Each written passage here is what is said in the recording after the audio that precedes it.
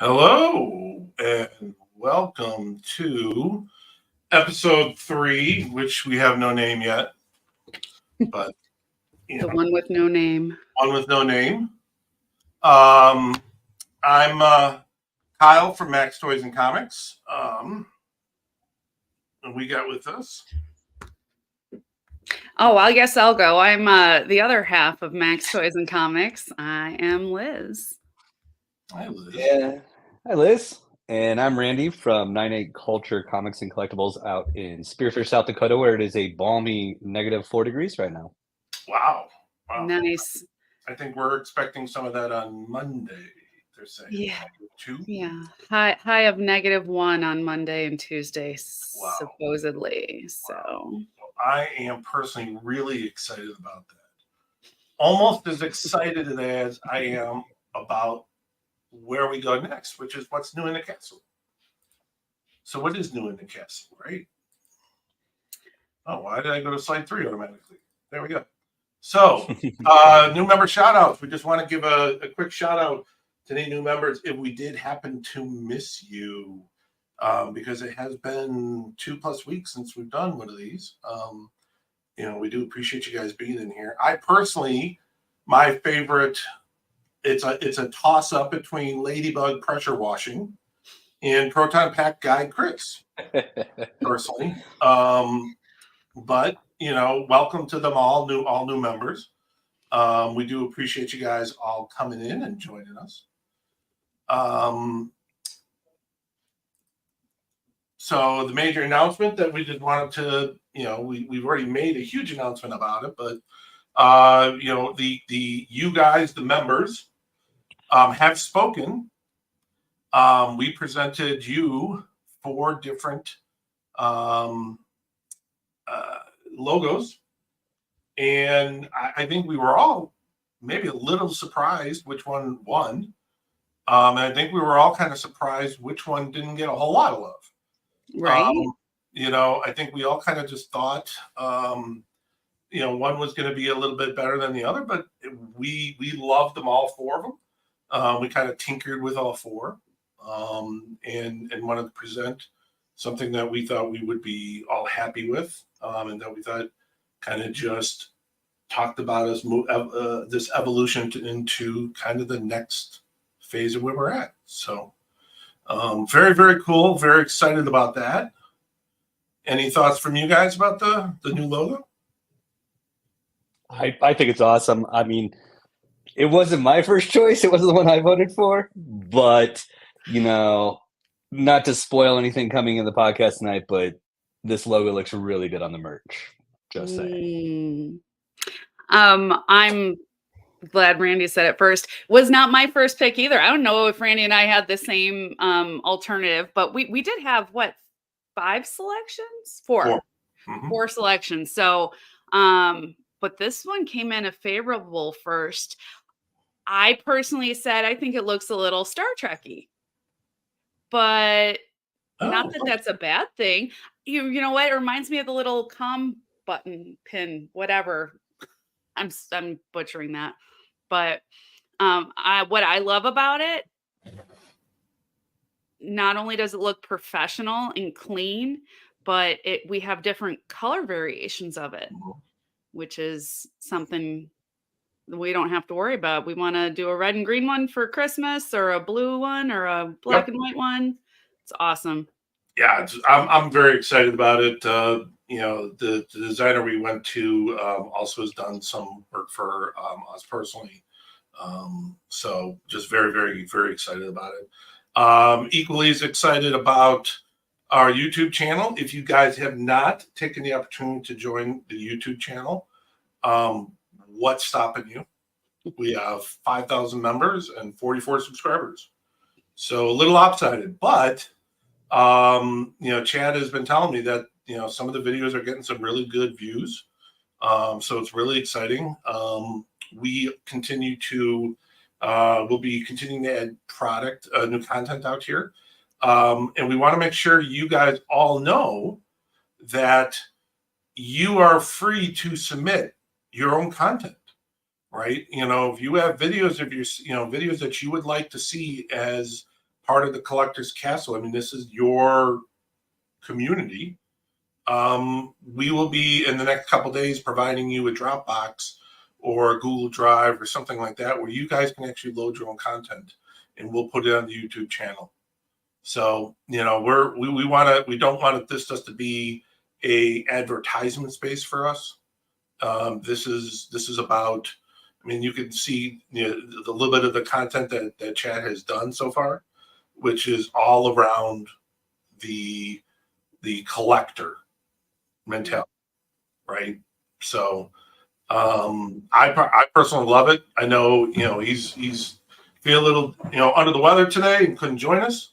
But he is doing a fantastic job. I think he was probably the first person to get the new logo on there before I think I even had it on the Facebook group. Mm-hmm.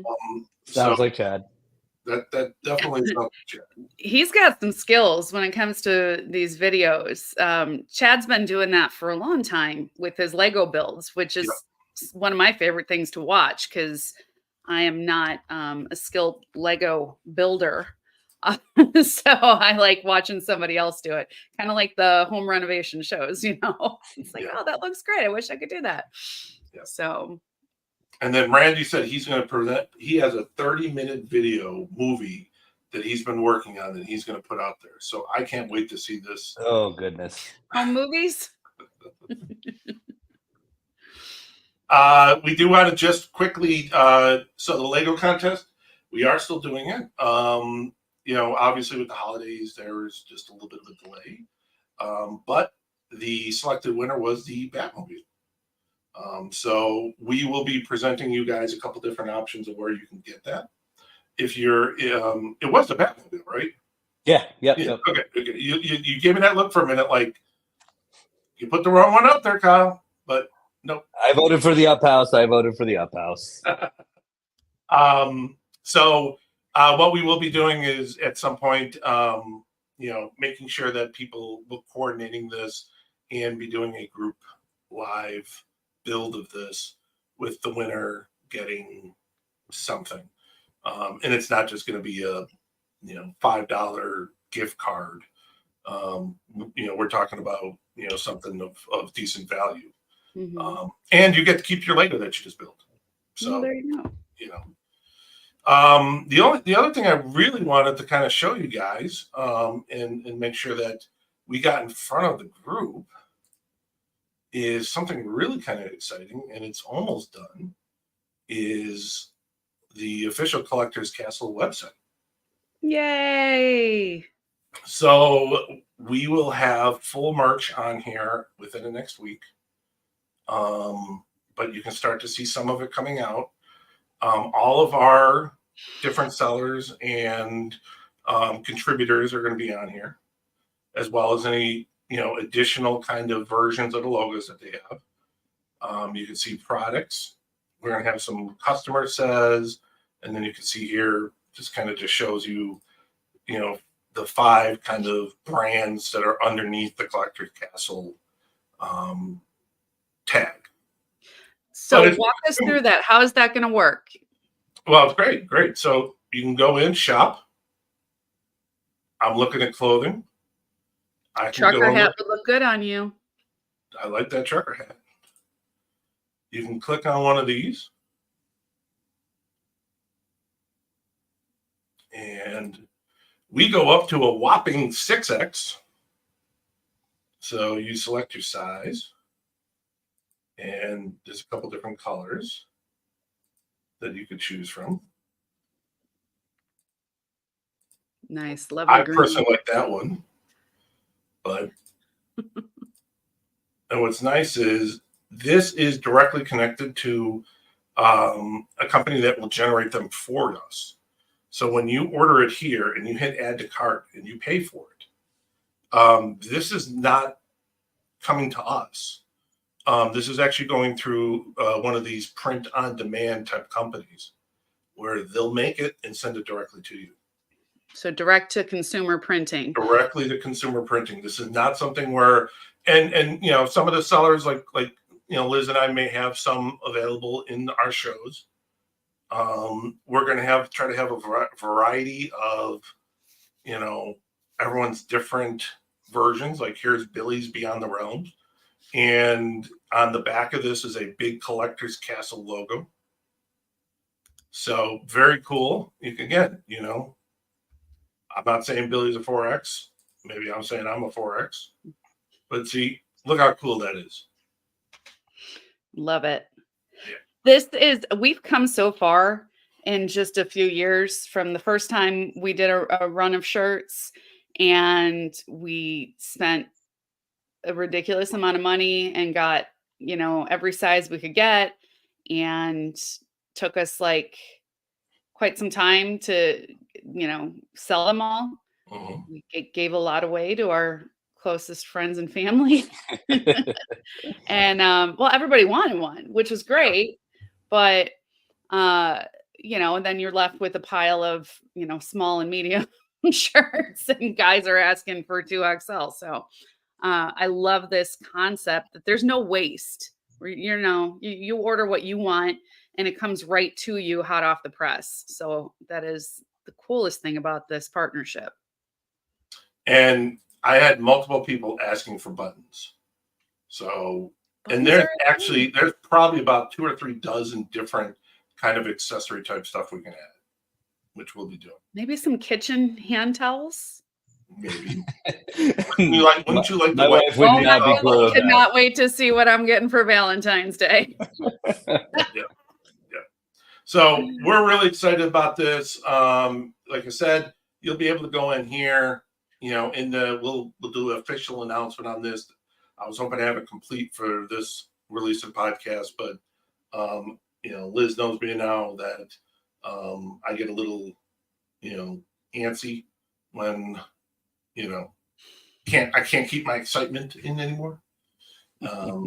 So I just needed to show this guys to you guys. So we will have it. No, it's actually not Kal-El. We're actually about to move into. Let's move into.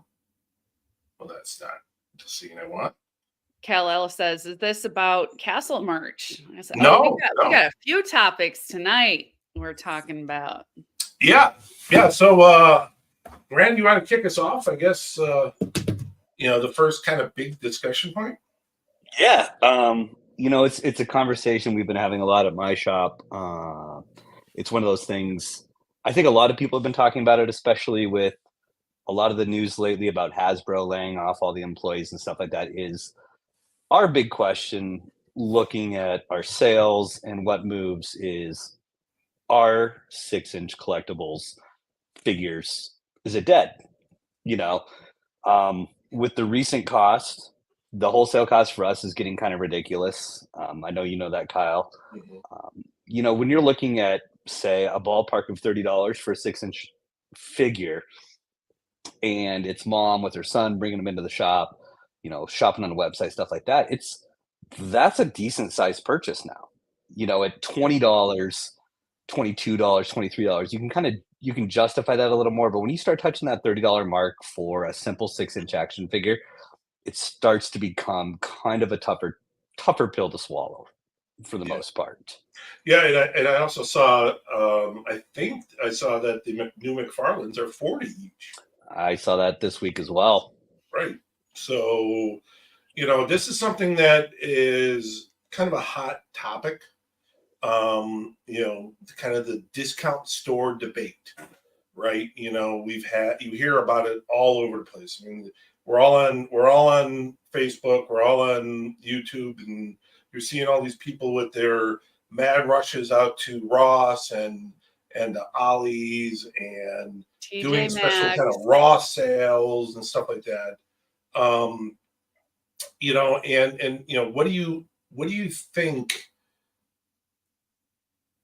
Okay, I'm going to present it as 2 parts to you. Why do you think they do that? Which I have a pretty good idea. And how much do you really believe it impacts you as someone who's trying to move product yourself? So, you know, I'm in a special situation given my location out here in the Midwest and South Dakota. We don't have Ollie's. We don't have an Ollie's anywhere near us. Ross, we have maybe 1 or 2 Ross stores within 300 or 400 miles. So my customers don't really understand or know or relate to the Ollie stuff.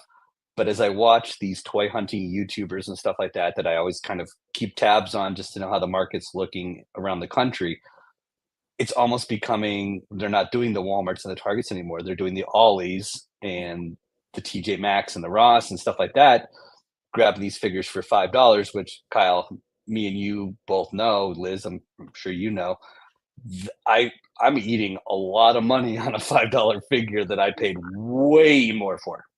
Mm-hmm. Yeah. So my question is, because I kind of went down the rabbit hole looking at this, right?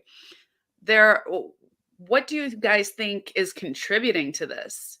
Because there had to be something. Is it overproduction? Is it a clog in the delivery and the inventory? Because there's cases of things showing up at, Ross or TJ Maxx that are so deep discounted, but people were looking for it high and low a few months ago. Well, so I think the answer to that is twofold. Okay.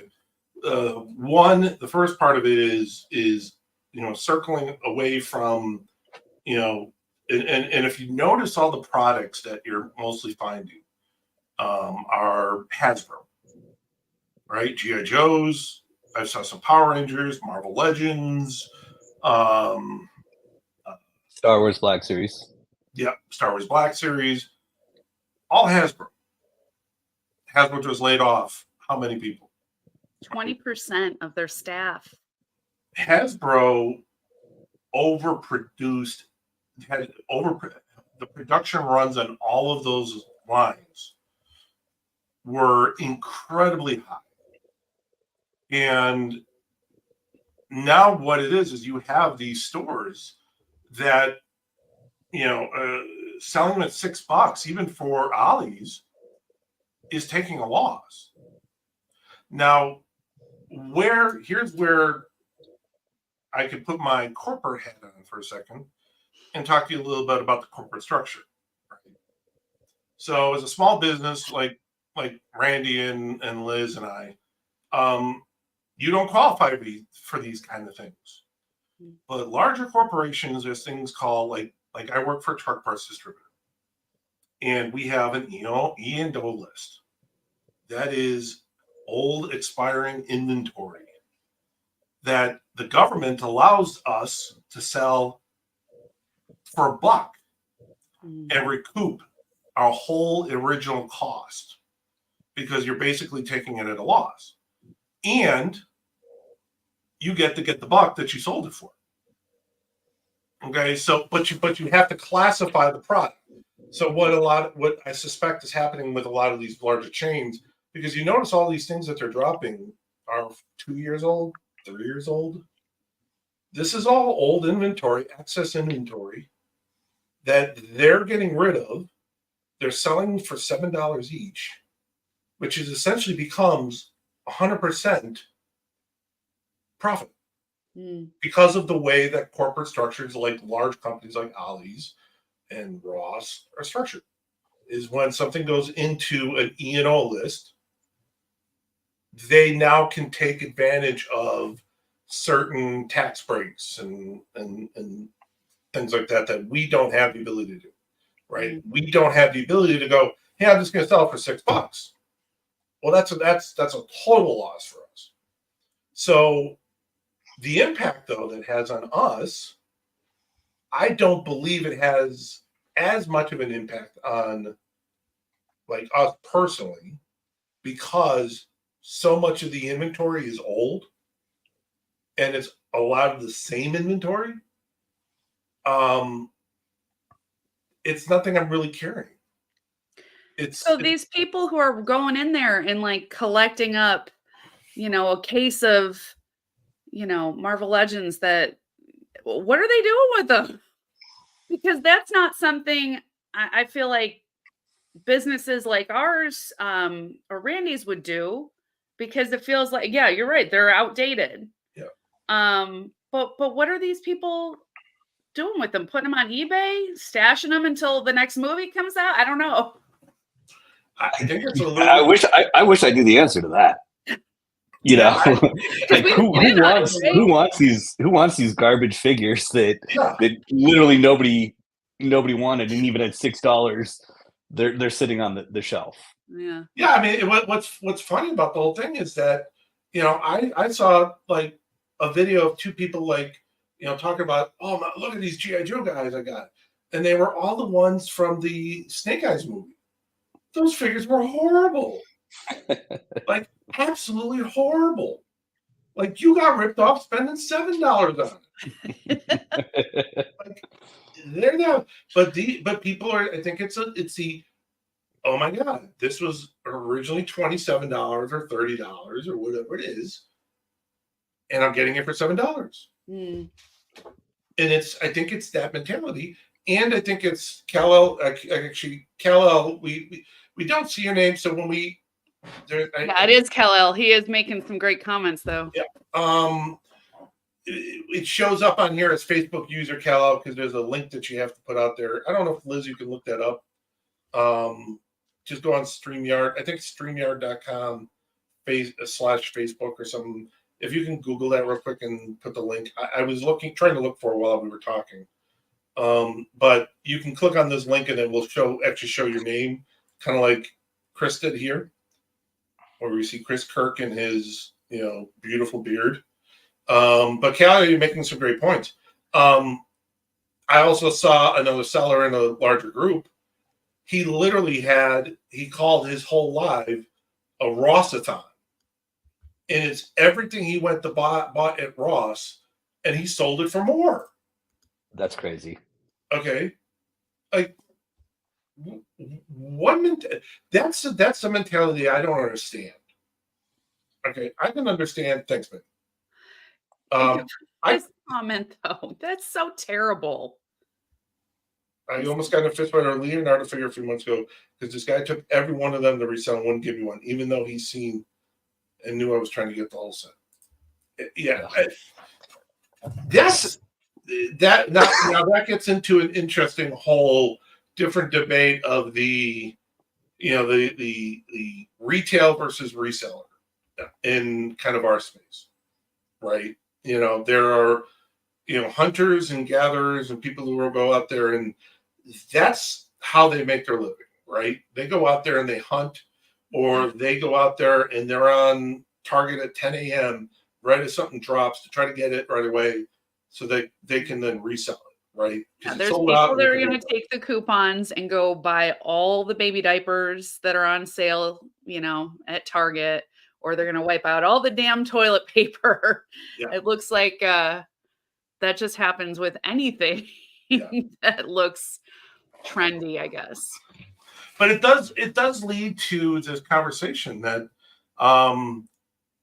has come up a lot recently is what is considered retail.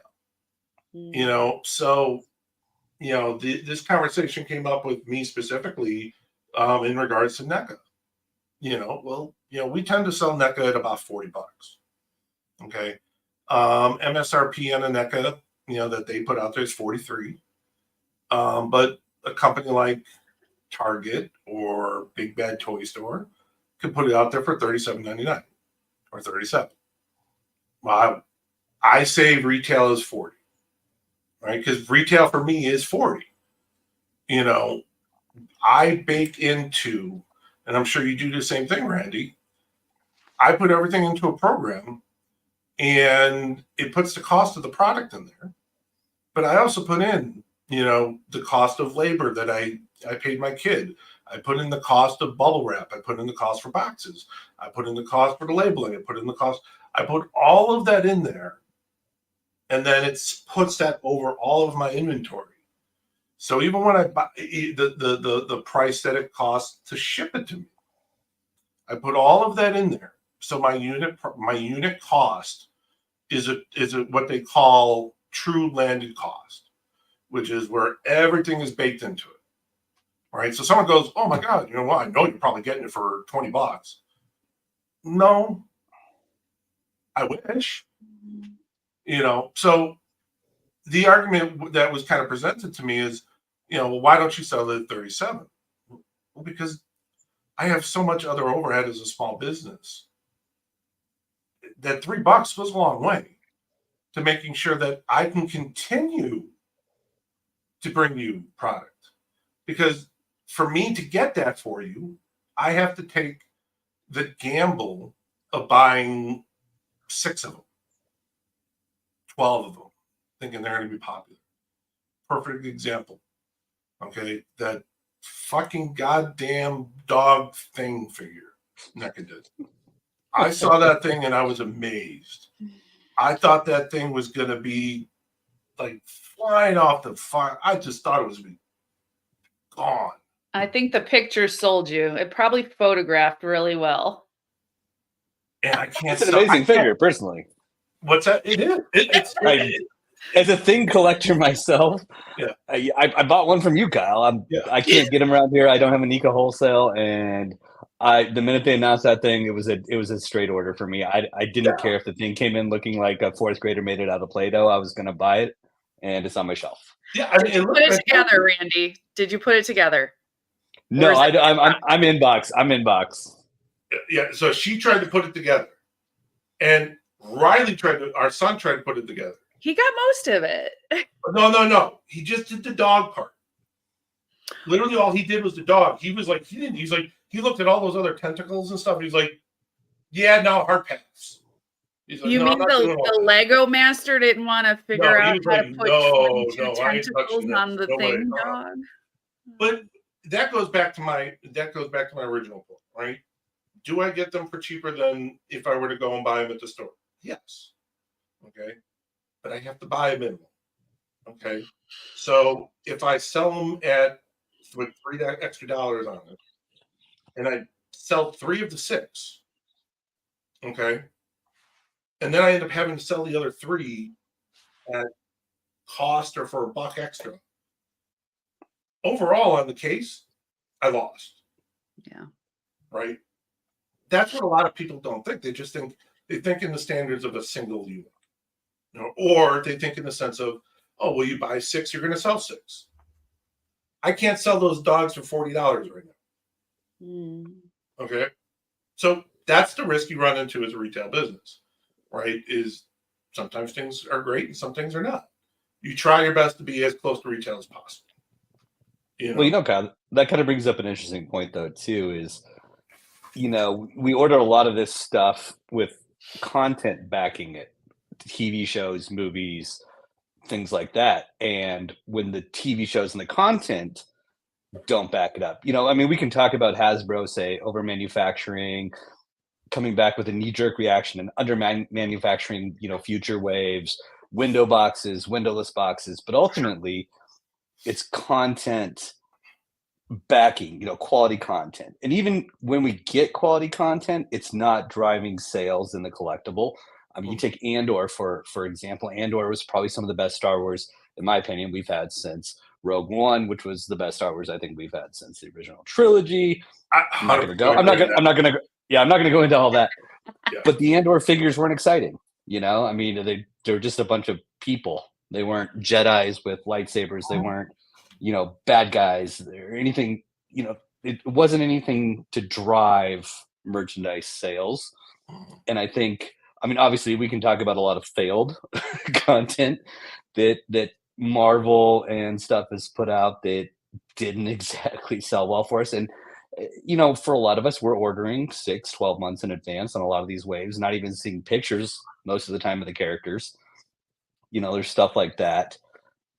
Is it over manufacturing? I don't know. I don't know if it's over manufacturing or a lack of quality content backing the figures to make them sell well.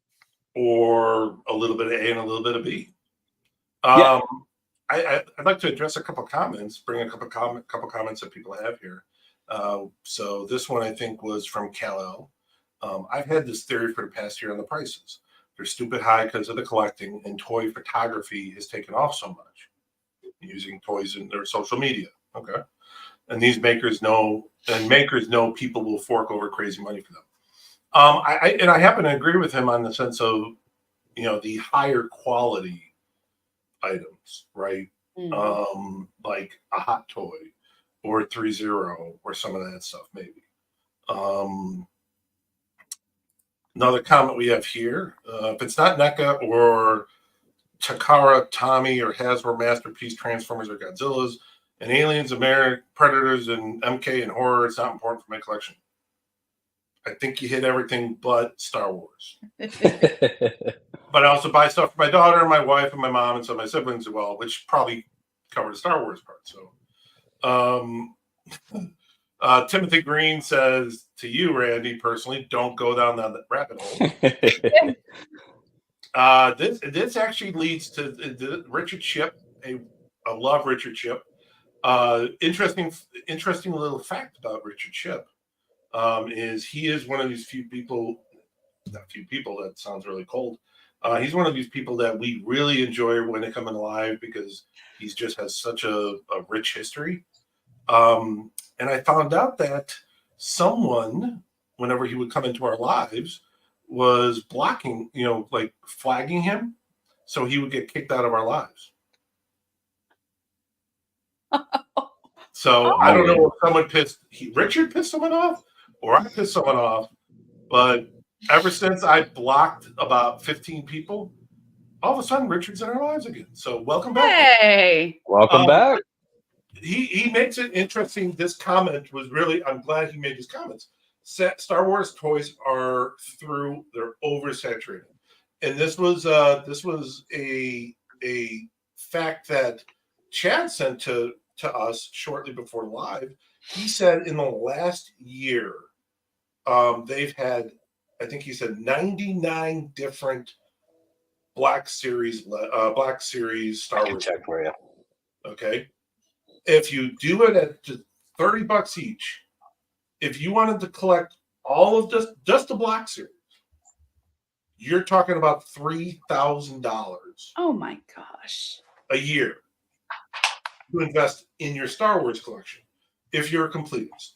Now, of course, you got a lot of, within there, you got, a lot of senators and, things like that no one ever buys. All these figures. Yeah. Oh, yeah. I mean, I personally love the senators when they do those. But let's see, what do we got here? Except Mon Mothma. I mean, come on. I'm not going to go into it, but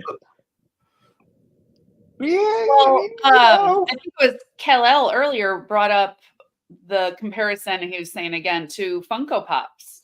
Yeah. Right? It kind of like buying, pre-buying shirts. Yeah. Okay. If you get too many of a style that people don't like or don't care for, you're going to be stuck with it.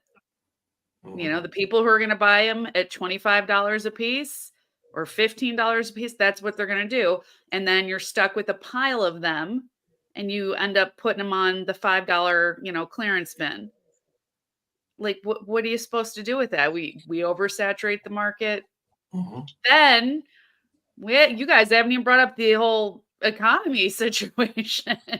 Sure. And as we know, when groceries start costing more and gas starts costing more and everything is more expensive and our pay raises haven't met up to the increase of the cost of living, what's the first thing you cut out is all the non-essentials.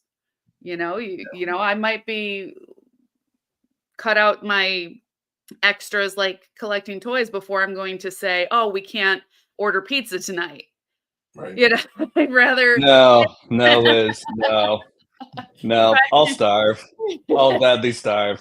I'll keep buying myself pointless trinkets for my shelves long before I give up anything else. Well, this is Guy. Hey, Guy, how you doing, bud? He said, that's why I don't buy Star Wars or Predator. They're just way too much. And Pops, I don't really like much anyways. And Richard said, pizza is a needed item. So I think that the people We're talking about essentials here, okay? Yeah. Well, I think it's an interesting argument that to make the Funko Pop correlation, but I think it's Funko Pops as a whole.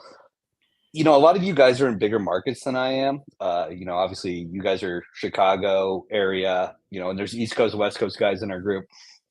Being in the Midwest, I still move a lot of Funko Pops. Funko Pops are a great seller for me. So a lot of these guys who poo-poo the Funko Pops and stuff like that, it's still a thriving market in areas of the country, despite personal hatred, I guess, for Funko Pops. Well, hey, You I got a know, great deal for you because I had someone reach out to me and said they had 100 pops if I wanted them at $1 each. yeah, I'd be done. Piece of Oh, cake, like- $100. I'll pay the shipping. Shoot it my Okay, way you know, easily. I'm like, well, I mean, I I don't don't even know I what's don't want to there. get I mean, crap. it was too good to not say. Those, 100 Richard Simmons pops, Kyle. Pass. Would you Well, like Kyle, one? you know, We have you know, one. We You do know, have Kyle, a you Richard brought it- Simmons pop if you would like it. Tell you what, next time you make a purchase, I'll make sure that gets in there with the sweet. with the what's the Killer big Clowns? head- What's that? Killer Clowns? Is that what's coming? Or No. The McFarlane movie figure that I was all pissed off about that they made a figure of. the baby hangover one. No, not the baby hangover one. The ass hat. Randy Asshole or Ted Lasso. Ted Lasso. Oh, Ted Lasso. I Yes. just want to be really clear, Randy. We said Richard Simmons, not Gene Simmons. Okay. I'd rather have Richard Simmons in that equation. In his little leotard. So But you know, here, Kyle, you kind of touched on it earlier, though, too, with this stuff. It's just case count. You know, the Star Wars Black Series, the Marvel Legends have always been six mixed case or 6 in a single case. But I'll give Hasbro credit, though. The G.I. Joes, they've dropped to 4 per case, which makes me continuing to carry G.I. Joe a lot more tenable in my store. I can move 2-3 figures of a 4-figure case. You send me 6 of something I can sell 2 of is a little bit harder for me to swallow, especially if you send me mixed cases of guys I don't know what's going to be in the wave, and I get the wave in and you give me 1 Mandalorian, 1 Grogu, and then a bunch of doubles of all these crap characters that I might as well just sell the ollies for $4 before I even, do anything with the case. Yeah. So I think Hasbro's adjusting. I think the case counts is an important thing. If they can bring those case counts down, I think a lot of us will continue to order and carry a minimal stock. Well, I don't know. I know you're a Four Horsemen person, but I had just heard that they're cutting their case sizes down from Absolutely. 24 to 12, right? I think it was. Yep. To me, that's a much more manageable amount because Absolutely. if you wanted to, and that's part of the reason we actually stopped carrying Four Horsemen is to carry an entire wave. You're talking 9 figures, maybe, plus the accessories because they want you to take everything, plus the deluxe figures, and you have to get like on the regular figures, not 24 of each. I mean, you're spending like 5 figures for that wave. And what hurts about that is it's such a, if you go to a lot of cons, they would sell well. In our market space, not so much. Now, they might do better for you, maybe, for walk-in traffic or in your store. Maybe that's something, but for us, it's just you get the 6 or 7 guys that really want them, and then you're like, great, now I got 13 more. Yeah. What am I going to do? Well, I mean, you bring up another interesting point as far as the 6-inch figure thing goes, which is the boutique manufacturers. Right. Somebody like Four Horsemen, which you've got a Four Horsemen wholesale account, so do I. One of their base figures is usually $45 to $50, but they're bringing a level of engineering and posability and quality to their figures. So are we losing as we get the Marvel Legends and the Star Wars collectors inch ever higher towards that $30 mark, the $30+ mark, to where we're pushing them into these independent retailers like Four Horsemen? There's some other ones, I think 5K Toys, there's a bunch of other manufacturers kind of coming into the space on a limited basis, but they're bringing an exponentially higher quality figure. Yeah. So is it getting to the point where instead of I need to collect, like Chad pointed out to us, 30 33 waves of Black Series this year for $3,000, or do I buy 2 waves of Mythic Legions for $1,000 and have an infinitely higher quality figure and better figure in my collection? I don't know. I mean, I would really love to know what collectors think. I still have great Black Series guys that collect. I have Marvel Legends guys. You know, is the volume there where it was? No. But am I going to continue to carry these things? Absolutely. You know, there's whether the market's there today, tomorrow, or 6 months. I mean, Kyle, you know how it goes. 12 months from now, somebody's gonna be like, "Man, do you have any Richard Simmons Funko Pops?" They're like, "Shit, man, I sold them all for $2 a piece," and he's gonna be like, "Man, on my Whatnot channel, I'm selling them for 30 a piece. Everybody wants Richard Simmons." And then and that's the gamble. you missed the way. It's You the missed it. Someone made a comment in here. Why not just put up a pre-order for Pops and you won't get stuck with them? I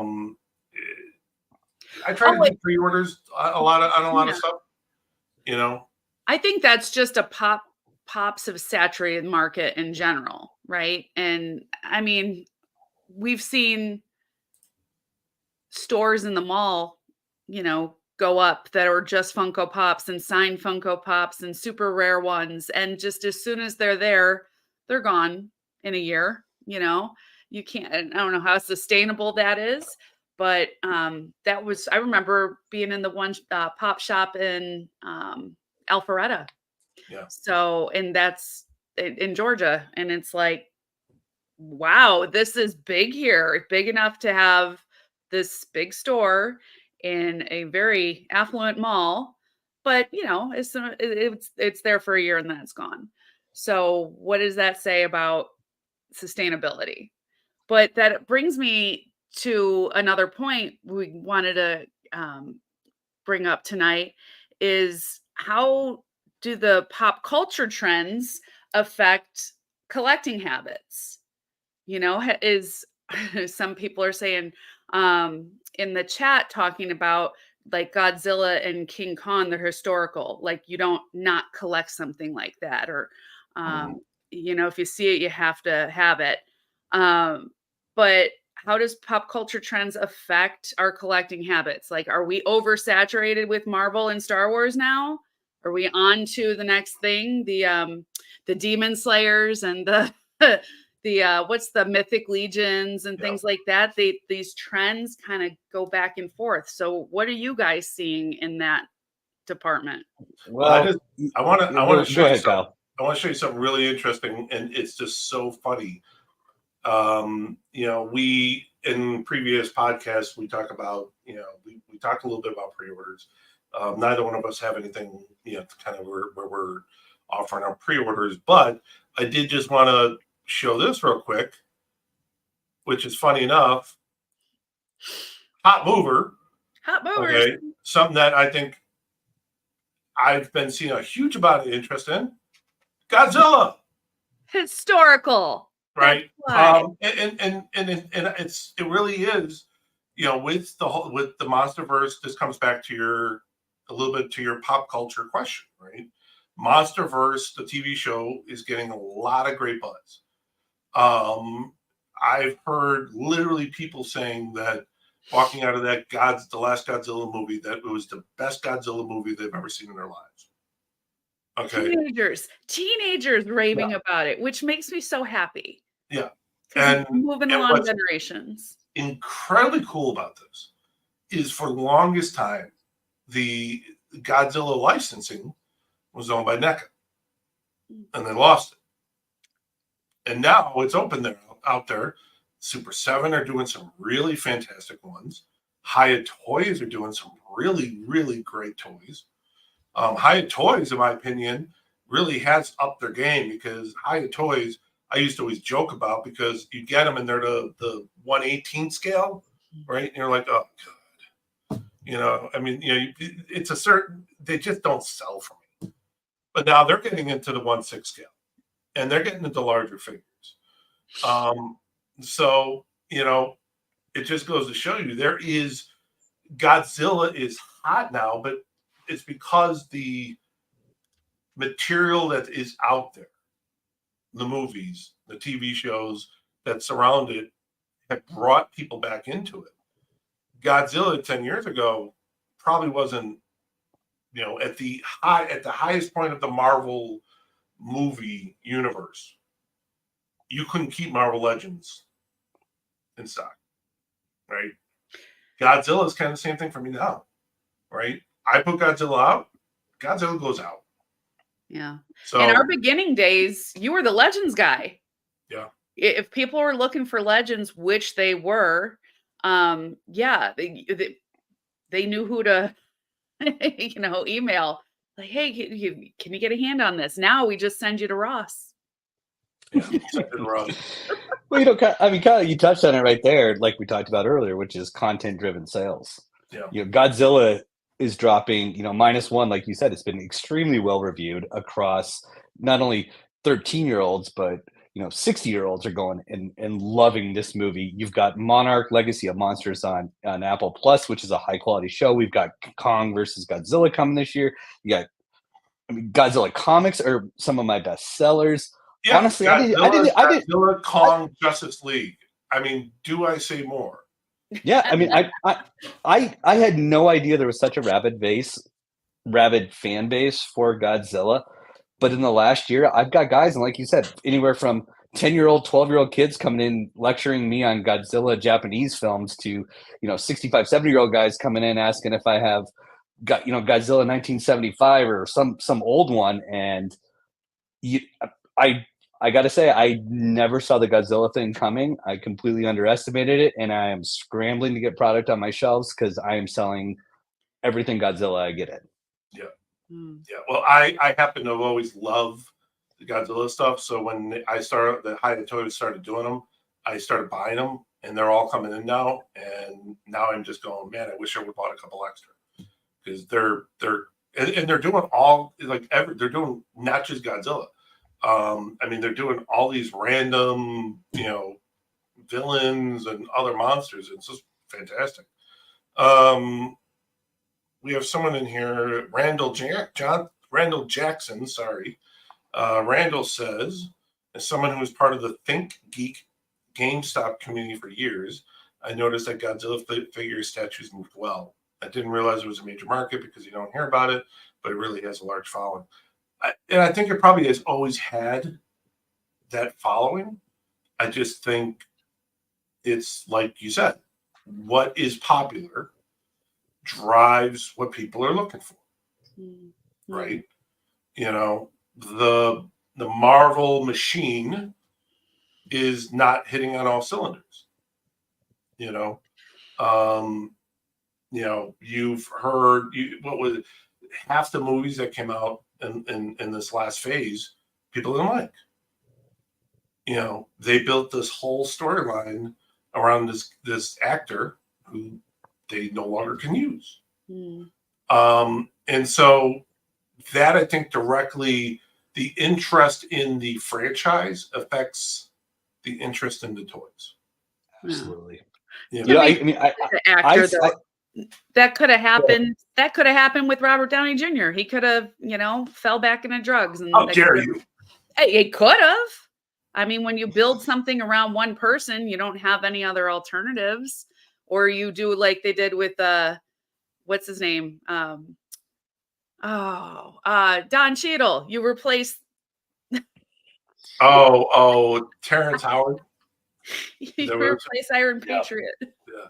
Because he wanted more money because he didn't like that Robert Downey Jr. And it was like, hey, you've only been in 15 minutes of one movie. Get out of here.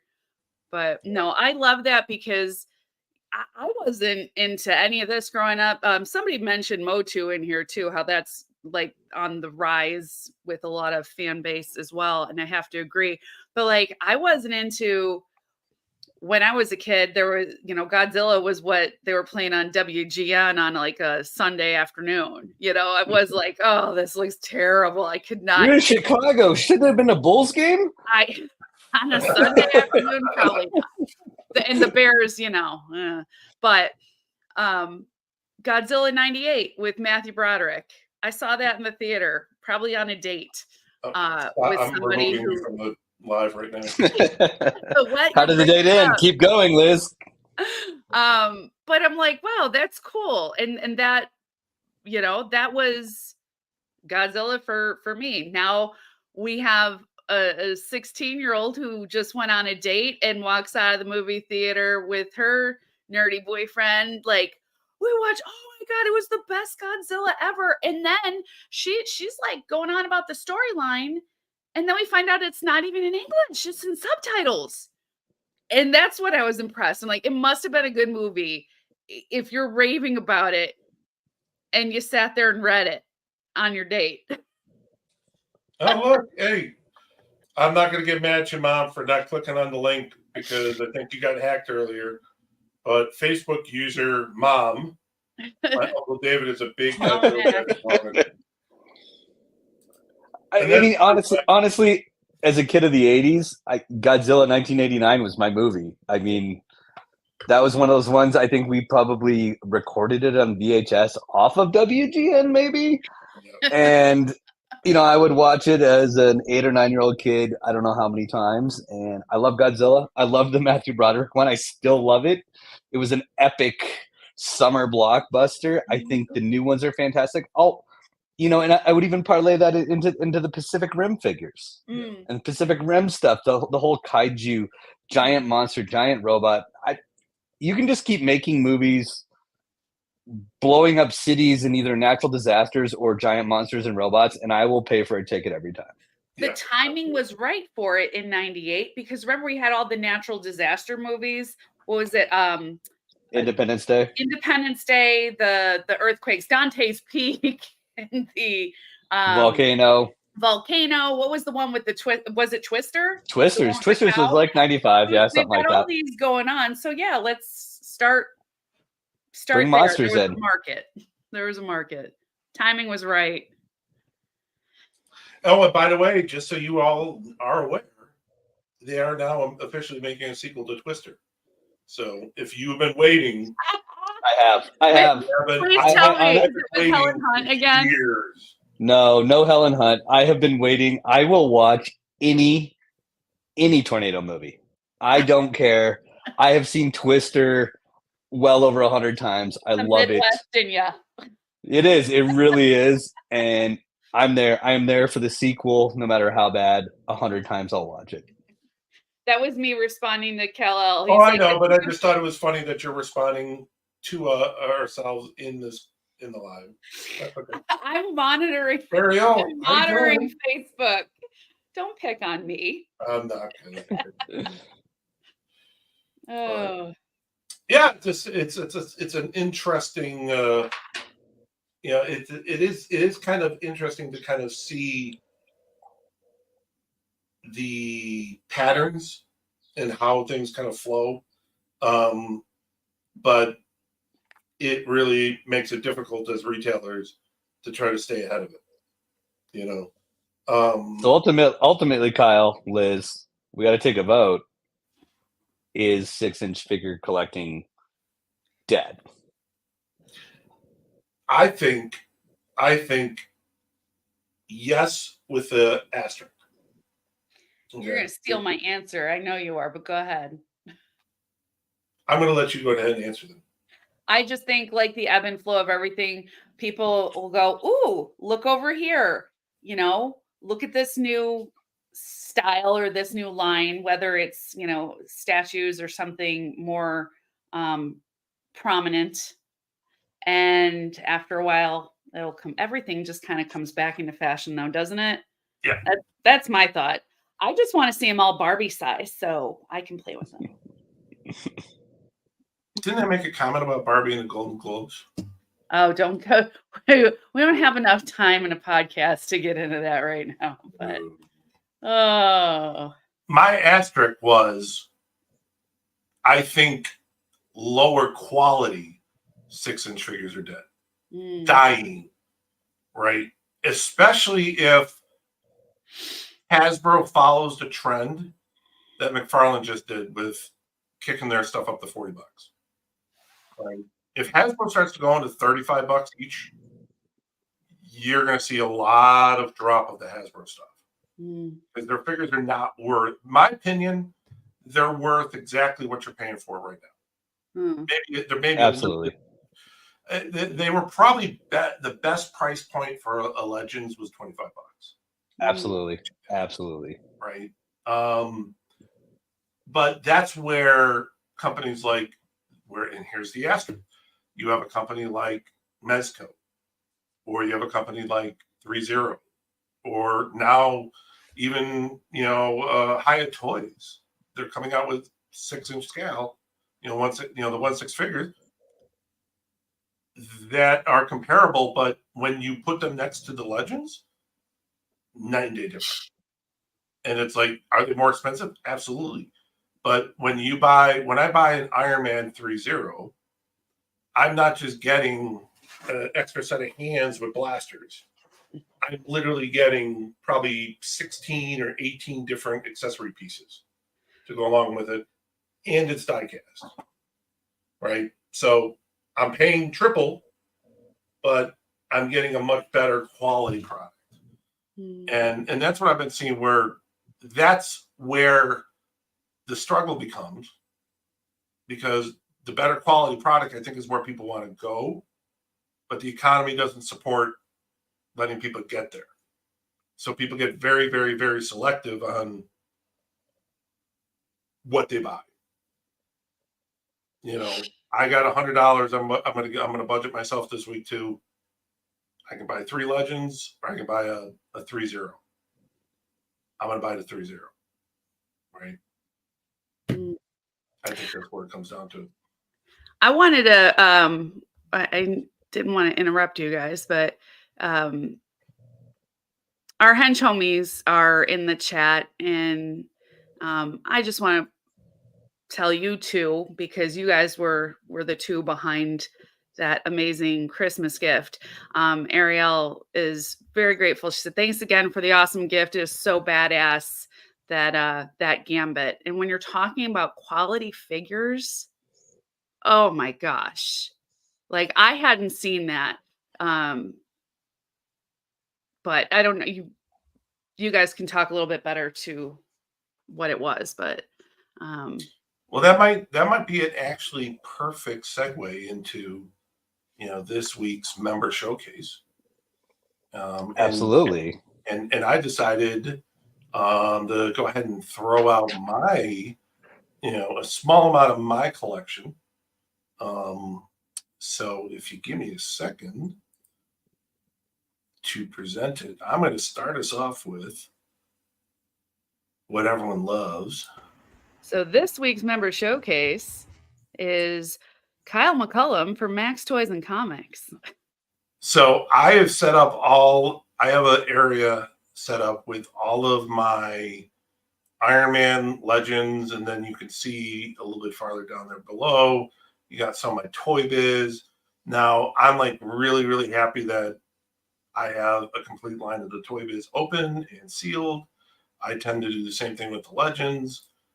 All of these Legends up here, I also have sealed. I like a sealed one. I like an open one. There's a couple that still have to be added, some of the newer ones, but I'm a big Iron Man collector.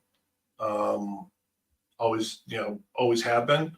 Kind of got that, from my dad, who is an incredible Iron Man collector and just loved it. And, my dad is part of the reason why I got into collecting, and my dad is the reason for Max Toys and Comics. So, Iron Man is just something we both love together. So that's kind of my Legends. Now, here's where you guys were talking a little bit about Hot Toys.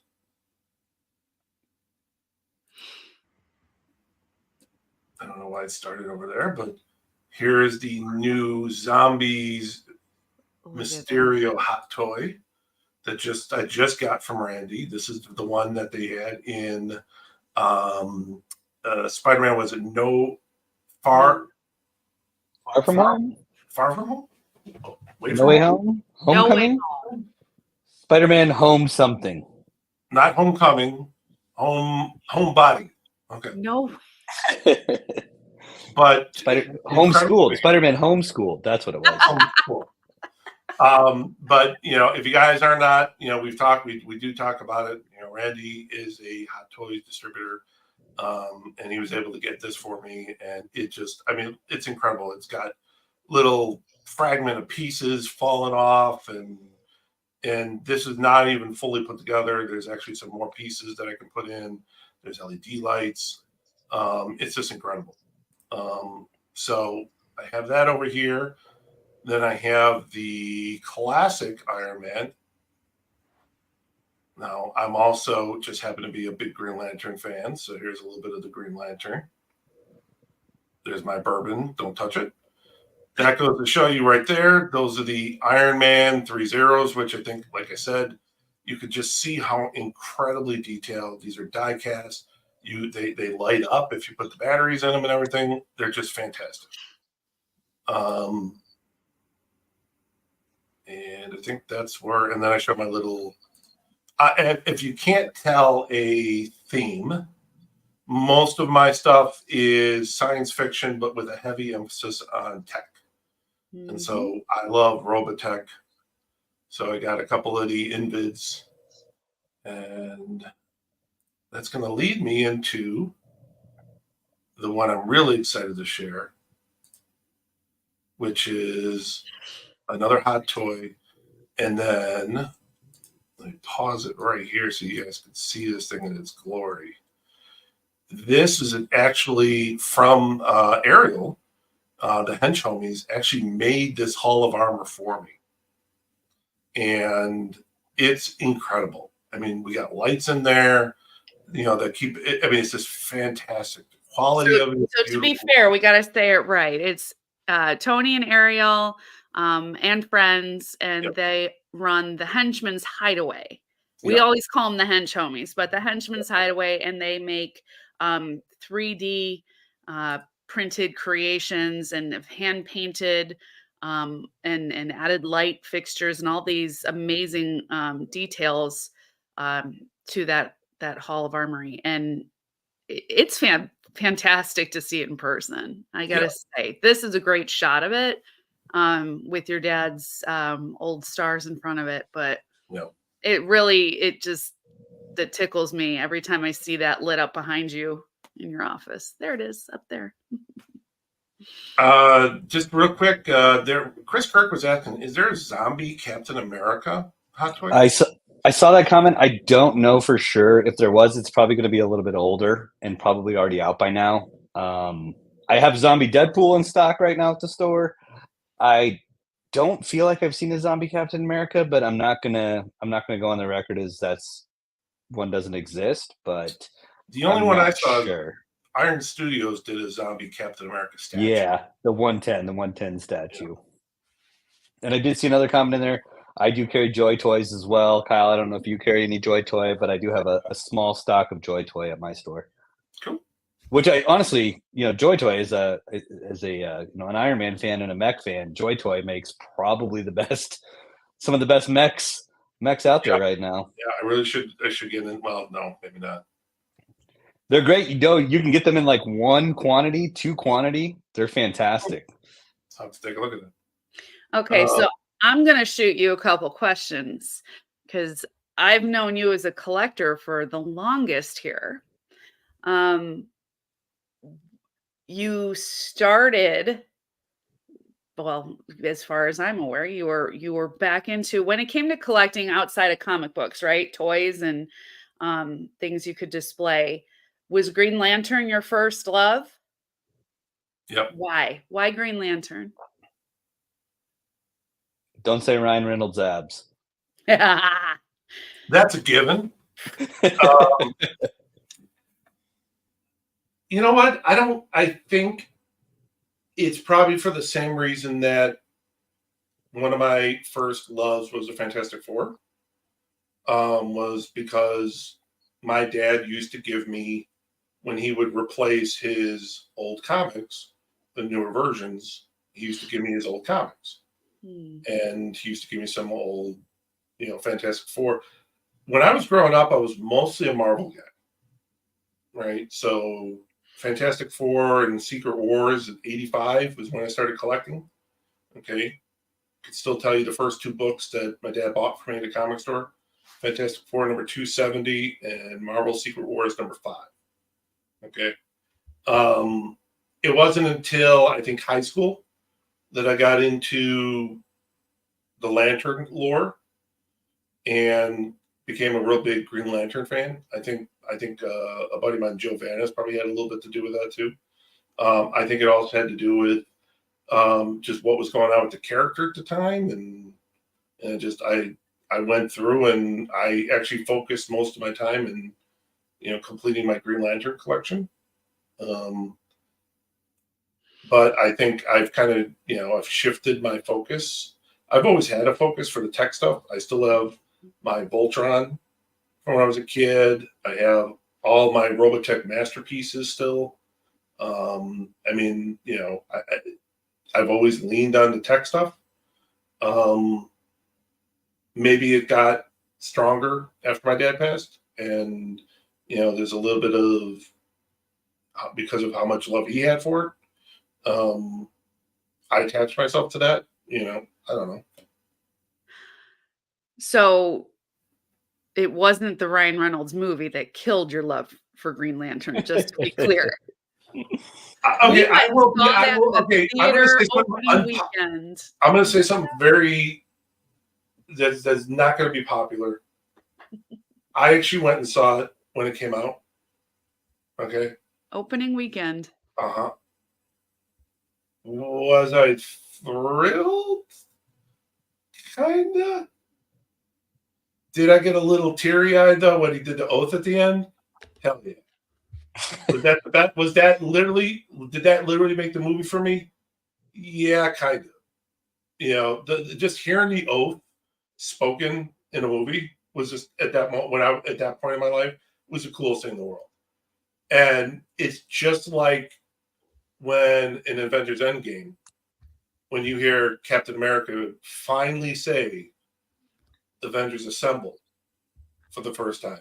As a comic geek, there's just certain phrases that just, if you're a fan, just they make grown men crumble. Right. And so was it a great movie? We just watched it recently, remember? I mean, yeah, we did over Christmas break. Yeah, I think we lost our internet, or there was. Oh yeah, that was when Bridget was weed whacking and hit the internet and knocked our fiber out. Maybe it was Thanksgiving break then. Yeah, we're like, oh, well, we can watch. Desperation leads to Green Lantern. Yep. Yeah. So if you have no internet, it's a pretty damn good movie. Blow some dust off that DVD and pop it in the Xbox. Let's go through a couple of the comments here. Let's see. Keep eyeballing Joy Toy Figures. Who said that? I don't know who said that because they didn't like on this. Sorry, it was way back. That's okay. Oh, Cal-El. Yeah, Cal, reach out to him. I'll have to take a look at myself. Ariel does say, hey, go ahead and check out their Facebook page. They've done a lot of different customs. I'll tell you, the Hench Homies do fantastic work. Fantastic job. So, I can't speak highly enough about them. She says, I think the part I love about Green Lantern is a combination of sci-fi with a feel of magic. Okay. Someone talked about Storm Collectibles. That's someone else that's a brand we haven't really talked about. Storm Collectibles is a little hit or miss for me, I think. It used to be I would see a Storm Collectible and I'd be like, oh, I got to get that. Because Storm Collectibles, everyone's going to get Storm Collectible. And then it sits, and you're like, I'm not sure why this isn't moving. So Storm Collectibles, I think, really just comes down to, who it is and what they're looking at. Errol, so you see that's how I felt about the first X-Men movie. Stood in line, went in to see it midnight premiere, dressed up with friends and the whole 9 yards. Came out with mixed feelings. Yeah, Okay, I want to interject something there because Oh. if it wasn't for you started off with comics, right? Randy, what got you into all this? Was it comics or movies or video games? Oh, 'Cause I'm my story could be like it's almost a carbon copy of Kyle there. Mhm. My mom and my sister, who was 3 years younger than me, went out of town when I was like 8 or 9 to Dallas to see some relatives, and my dad just looked at me and said, "Let's get some rated R movies." And of course, everybody's like, "Oh, no, we got Nightmare on Elm Street 3, we got Critters 1, we got Friday the 13th." And I had nightmares for weeks. My mom yelled at my dad. I think there were some fights there. My first rated R movie in a theater was in like '94, which was Freddy's Dead: The Final Nightmare in 3D. My Nice. dad had an astigmatism. He couldn't even use the 3D glasses, but we still went. And yeah, I'm forever an 80s horror fan in my blood and in my DNA, and I always will be. And that's kind of, I mean, it spawns to other things. I love cool stuff, but Yeah. my DNA is 80s horror. Yeah. So I was, obviously I'm representing the ladies here. I was not into comics growing up. I was into Barbies and He-Man and She-Ra and Hot Wheels. That was about it, right? Transformers. I love Transformers. Nobody ever bought them for me though. I just got to watch the cartoons. And same thing with Ninja Turtles. Like, loved all that.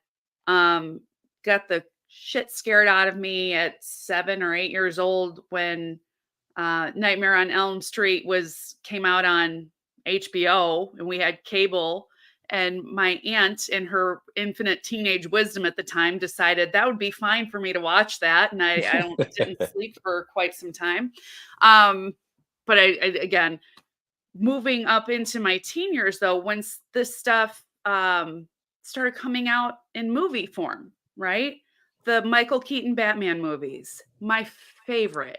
Like the Tim Burton Batman movies have my heart. Like I will always have a warm fuzzy place for Batman Returns and the original Batman. Even I'll even sit through the George Clooney's and Val Kilmer's. Okay, but it wasn't until Kyle's gonna hate this. So I started dating in high school, and I'm like, what are you guys into? Guys were into video games and the guys I was hanging out with were into video games and comic books. And I'm like, oh, you're a bunch of nerds. But the nerds were the nice guys. Okay. I'll be very fair with that. I married one. So I found the right genre here. But that was again movies, going to see X-Men. X-Men was the first the comic book movie I ever saw, and I was like, oh my god, that was so cool. Hugh Jackman was amazing. Storm, amazing. And then our first date years later, what was our first date, Kyle? Spider-Man. Tobey Maguire's Spider-Man. That's Opening awesome. weekend. And wait, did you already see it before that with Jovanus? I don't Or recall. did you not go see it Did with you him? did you do 2 dates with 2 women for the same movie? To see which would Maybe. work? Hey, I man, mean, it was the first date. He was just it's a good litmus test. You take every one of them to the same Spider-Man movie, and the one that reacts the most positively, you're like, this is a girl for me. Yeah, well, second date. she still likes to remind me that at her dinner on our first date, she throws out one of these random questions of, so where do you see yourself in 5 It years? was in the car on the way to Oh, dinner. is that what it was? Okay, I thought it was at dinner. But she goes, where do you see yourself in 5 years? I said, well, definitely not married. First things, Like, definitely like not that. married and definitely not living at home. Yeah. Now, mind you, Kyle's 4 years older than me. I was going on 22. Yeah. Understandable. He's going on 26. He's definitely not married. In 5 years, bro. Pump the brakes. I was asking because I was planning on moving out of state the next month, which he knew. I mean, we've been friends for a while, and so I'm trying to make first date conversation, and this is the shit I get. By the way, the yo I threw out there, that was our pal Chad Dunn. Oh, Hope you're feeling better, buddy. Well, Liz, you brought up an interesting thing in my life. mm, You mentioned Val Kilmer. Was it Val Kilmer? No, George Clooney. Batman and Robin holds a special place in my heart because it's the only movie I've walked out of halfway through in the theater. So I just want to know, I mean, we don't have to discuss it because we all have our opinions of Batman, but if anybody in the comments wants to throw out there any movie they've walked out of because it was so awful, I'd love to see some movies people thought were just awful and walked out of in the theater. I know there's a couple, Kyle. Wait a minute. We saw a really horrible George Clooney movie many years later. Uh-oh, Kyle's already rolling his eyes. I don't even remember the name of it. My gripe in this relationship is that anytime we go to the movies, it's because it's a See you later, Ariel. movie, right? We're always going to see the superhero movies. So every now and then I pull that card and I'm like, listen, just take me to the movies. Let's go see something other than a superhero movie. And the couple times we've done that, it's really been a bust. But this time we went and saw on like whim. Oh, this George Clooney movie. He's looking up the name of it. I can tell he is right now. We went to the fancy movie theater where you get the dinner and the drinks, and we sat and watched this movie, and we were like, "Okay, well, we saw that. I'm not." We so need a name for this movie right now. God, oh yeah, it was that forgettable. I will say this. I don't think we went and saw, I had him take me to see Killers of the Flower Moon last month. And it wasn't his jam. I thought it was a good movie. It was a great movie. It was just not. The American. With George Clooney. Look it up. Oh, yeah. Sure, it'll hold your interest. I remember a 5-minute scene of him driving. Yeah, in like snowy mountains or something. It was... I'm not a chick flick. I'm not a romance flick kind of gal, but sometimes you want to see something other than superheroes, or at least I do. Yeah, sometimes we want to see giant monsters destroy cities or robots. I want to see a cow in a tornado. I want to see The Rock drive a boat through a skyscraper after a tsunami. That's what I want. Hey, I'll go to see a Rock movie. Okay. Oh, I'm in 100%. It's like people talking about. I've never seen one of them. The Fast and the Furious movies. Oh yeah, we do this all the time. The first movie was guys racing cars. Second one's guys racing cars a little bit faster, and now it's like they're skyrocketing out of planes, landing on the skyscrapers, and shooting themselves into orbit, and it's like they're superheroes. They're awesome. It's crazy. But they're fantastic, though. I mean, I've never seen that. I really feel like we still need to maintain the popcorn movie mentality. Yeah. One of the movies I love over the last couple of years that I get so much flack for loving is Six Underground on Netflix. The Ryan Reynolds one, the Michael Bay movie with the magnet and the yacht and all the crazy car chases, and it was like a $300 million movie. I love it. I don't care how cheesy, crappy, awful, ridiculous. Man, as long as Michael Bay blows up stuff and makes it look as good as he does, I'm buying a ticket every time. Probably going to watch it multiple times. Right. I could get behind. If it's got Ryan Reynolds and his abs, I'm going to watch it anyway. So. There you go. Yeah, I mean, because Ryan Reynolds. Then my wife's like, "Oh, Ryan Reynolds, we can watch it." And I'm like, "Cool." There's going to be so many people get shot in the face and cars blow up. It's going to be awesome. And she's just like, "Hey, Ryan Reynolds is here. He's funny. Cool." Yeah. Thank you, Ryan Reynolds. That's what I'm really saying. Thank you, Ryan Reynolds, for allowing the females that wouldn't normally watch these movies to come watch them with us. Yeah, I mean, he really does. He really does bring, like with Deadpool, he really does bring that audience, women into it. I think two characters that have really driven a interest for women in comic book culture really have been Ryan Reynolds and Liz can guess the other one pretty easy. Margot Robbie? Yeah. I mean, Absolutely. those two actors and just how they've portrayed their characters. And their characters are both nuts. Yep. And they're both hot. So I mean, you get your mix of, crazy hot, and there you go. You have a box office winner for sure. I mean, so we're saying just basically Margot Robbie and Ryan Reynolds doing the Lord's work. Exactly. Just For all of us. Bringing everybody together. Open. That's right. I fear what would happen if they did a movie together. Would that be like just one long orgasmic 3-hour movie to watch, or I feel like it would just be the Wolf of Wall Street, Harley Quinn, Birds of Prey, like Deadpool, and probably what was it? Was it The Nice Guy? Was that his video game dude? The Good Guy. That was a good movie. I like that movie. Free Guy. Free Guy. There you go. I like that. I think it would be some combination of it. That would be. I'm not even going to venture a guess. It would be all sorts of inappropriate. Kal-El was actually responding to Damien. Damien said he had never walked out on a movie in a theater. Kal-El says, if I paid to see it, regardless how bad I might find it, I'm going to finish it. I might doze off during it, but I really can't recall ever walking out of a movie theater, probably for the same reason. Now, me and Liz have a rule when we're putting a movie on.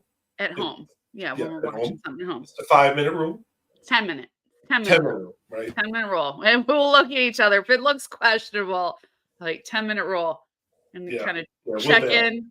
Are you feeling this? Not feeling this? Sometimes we're going to get to 10 minutes if it's really bad. But I got to say this, since you brought up watching movies at home, I have to thank Ryan Reynolds' ability to suck in, that fan base the way he does with Deadpool, because if it wasn't for that, Kyle would have never agreed to watch Spirited on Apple TV. And if you've not seen that holiday movie, you're missing out, because it is freaking hilarious with Will Ferrell and Ryan Reynolds. And it is not, it's not a G-rated holiday movie. It's very much reminds me of Scrooged. And it's, which I personally, you have to watch. You've seen Scrooge with Bill Murray, right? Yeah. Oh yeah. There's certain movies. Right off the top of my head, 3 movies that we always make sure we watch every Christmas break: Christmas Vacation, Scrooged, Die Hard. Mm-hmm. No Gremlins. No. Which one? Gremlins to list. Gremlins. You gotta have Gremlins. Oh, Gremlins. Nah. But yeah, I mean, and that's, the kids are always Home Alone and Polar Express, and I don't know. Kal-El says his wife loves the Spirited movie. Yeah, it is a lot of humor, but it's also very musical. And it's like, if Ryan Reynolds did not have the street cred he does with my husband because of Deadpool, he would have never watched it. But it's really great. Little late for that now, since the holidays are over. It's never too late for the Christmas movie. Good afternoon. I got my wife in via Welcome to Wrexham with Ryan Reynolds. See, we've been talking about watching that. I know. It's fantastic. It's absolutely hilarious. It's Reynolds and McElhenney doing their thing. Definitely put it on your. I'm going to tell you something that you're probably going to is going to be unpopular for her. I absolutely love Always Sunny in Philadelphia. She absolutely hates Always Sunny in Philadelphia. Now, she hates it because the people are just so despised and despicable. They're just scumbags, and that's the whole point. I know, but really you're talking about somebody who's I've worked retail for the first half of my life, and now I'm, I teach. Danny DeVito, it's like Danny DeVito in that show. People. Danny DeVito in that show is a national treasure. I think Danny DeVito, period, is a national treasure. I don't need to watch Always Sunny to agree with that, but. Oh, hey, Tony said no. What's up, Tony? I do see a comment over there. It says, "Put Ryan Reynolds in Barbie 2 and watch the ticket sales go out of this world." Oh, That's about the biggest no shit if you're a studio exec ever. If Yeah, you can it- get it- Ryan Reynolds Hey. to compete with Ryan Gosling in That's my Barbie 2 cat. or Margot Robbie, then you just do the whole Deadpool Wolf of Wall Street crossover thing, and boom, man, got my money. Seriously, we got to be pitching these things to someone in Hollywood because, I mean, that's his print money there. How hard is it to pitch an R-rated Barbie sequel? I don't know. Maybe that's a good point to start wrapping it up when we Good start getting there. segue, guys. Good segue. Yeah, when you get to that point, R-rated Christmas movies, that's about the time when you do that. Well, just don't Yeah. forget to tag Ryan Reynolds when you post this to YouTube. Okay, Yeah. it's my, live stream right there. Well, any final thoughts from each of you before I close this up?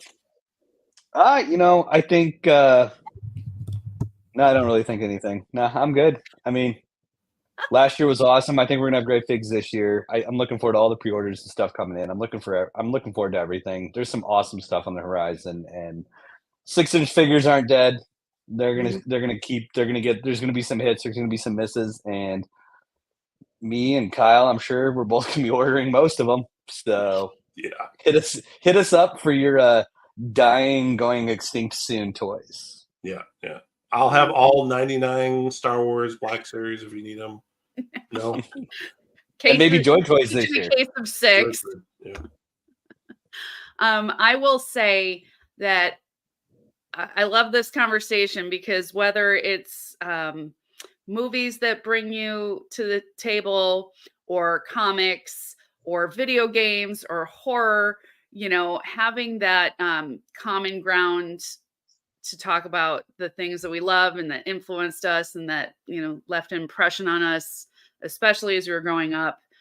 It's just pretty cool place to come and celebrate that. So it was great chatting with you gentlemen tonight. So thanks for having me. No, thank you. And Thanks for being you here, know, Liz. we went out, in closing, we absolutely love kind of the direction we're going in. We're all really excited. Make sure to check out our weekly post on all our sellers. We got a couple, Vanessa and Mario have come back. Got Nick. Oh yeah, did we even touch Boom Bang Pow? Yeah, I missed over that. I missed over that. I'm a jerk. I mean, we were talking about 6-inch figures, and they're like the kings of 6-inch figures. They Oh yeah. We just glossed over Vanessa and Mario and Boom Bang Pow toys. I have sent more people to Vanessa and Mario looking for the Batman and Robin.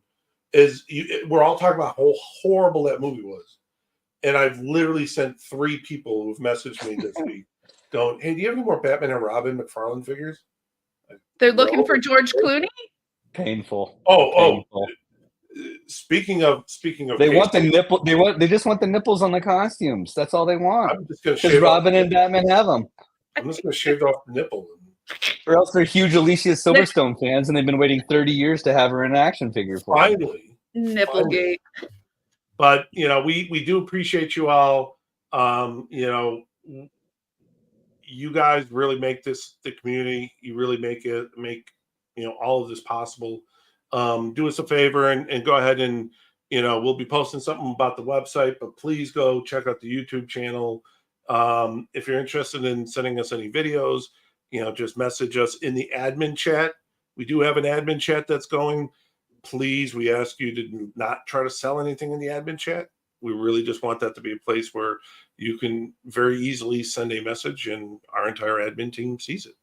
So, but again, we appreciate you guys. Love you guys. Fantastic conversation tonight. I think that's it. I think we're done. Cheers to a All new right. year at the Yeah. castle. 2024 Castle. Bring it Yeah, on, eventually- baby. Eventually, I'll come up with a good tagline to get us out. All right. But Like the on tagline that to get us out note- right now is goodbye. So There we go. take care, everyone. Have a good night. Good night. Bye.